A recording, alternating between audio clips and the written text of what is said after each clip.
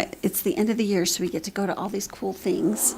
And if you ever get a chance to go to this Career and Technical Education Scholarships Awards luncheon they have at Salt Lake Community College, the kids and their families come from all over the state, and they have a luncheon, and then we get to shake their hands and tell them congratulations. It's really awesome.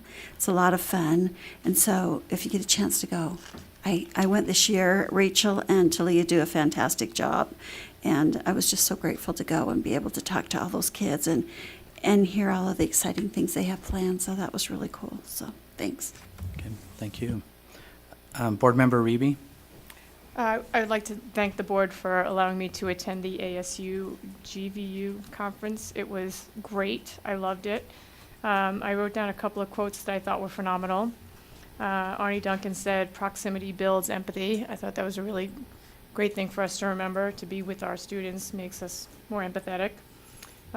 Women leading or trying to get girls involved, expectations need to be coupled with opportunities. We have these high expectations, but sometimes we don't give them the pathways to have those opportunities.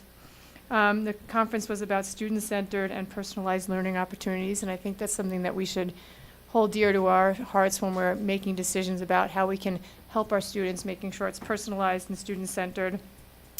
And then the last thing was that some of the districts have been inviting mental health institutions and community leaders into their PDs to help with the problems that they're experiencing in their districts.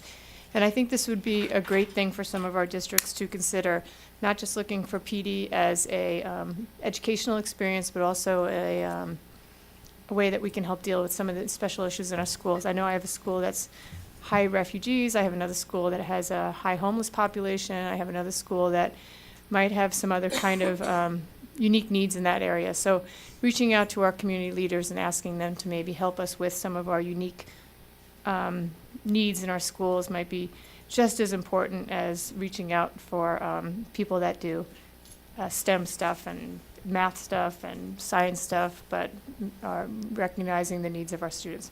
So it's late, but I really appreciated going to that conference, so thank you, everybody, for letting me to go.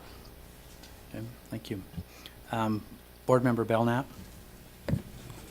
I won't be long, but I'm interested to know if we have two more board members for my task force.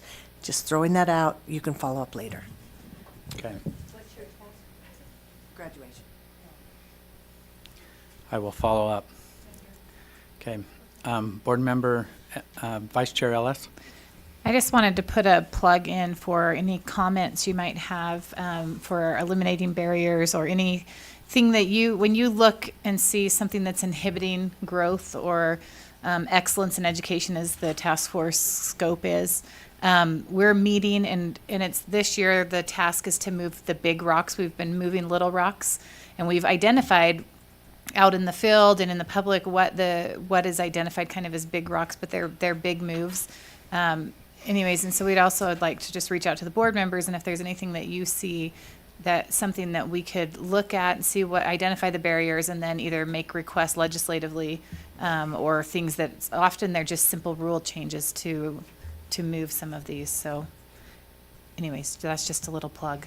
Okay. And thank you. There's a lot of legislators that want to know what those are, but they want to know early.